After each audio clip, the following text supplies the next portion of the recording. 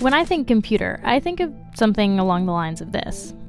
But according to Manu Prakash, this too is a computer, or at least a computation in progress. I'll let him explain. Feynman and a lot of other people have talked about the fact that you cannot compute without physical elements like electrons in your computer or chalk on a whiteboard. You have to represent information with physical entities. And what Prakash figured out is that you could use these to compute.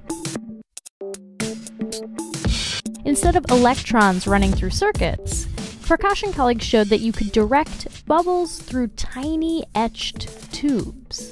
Think of the tubes as the wire in your computer. The tube only plays the role of guiding information. And the information is the bubble. Think of it as a bit. If it exists, then it's a 1, and if it doesn't exist, it's a 0. The power to compute in this system comes from flow.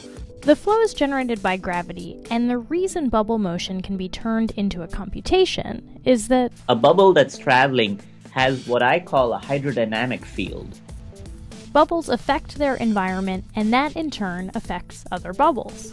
Specifically, if one bubble enters a tube, another bubble will not enter the tube until that initial one is a certain distance away. So you can see it here. Ordinarily, the bubbles go this way, but when this bubble enters, this next bubble gets diverted down this other path. And that interaction allows you to make and, or, and not gates. If you have the basic set of building blocks, AND gates, OR gates, and NOT gates, you can write any mathematical expression. Prakash also showed that the system is cascadable, or the inputs are bubbles and the outputs are bubbles. So one computer can talk to the other computer. One gate can talk to the other gate. You can store a bubble memory. It's called bistability, the capability to store information indefinitely. These are the basics of a computer. But, of course, bubbles are a lot slower than electrons, and clearly a lot bigger, so no bubble iPhone. On the other hand, my brother joked around saying, this is a computer that I can spill my coffee on. But that's not the goal. The goal relates to another property of bubbles that electrons in your computer don't have. Bubbles can carry stuff. What if to every electron you could give a little grocery bag and you could put anything you want, say a single biomolecule, in it?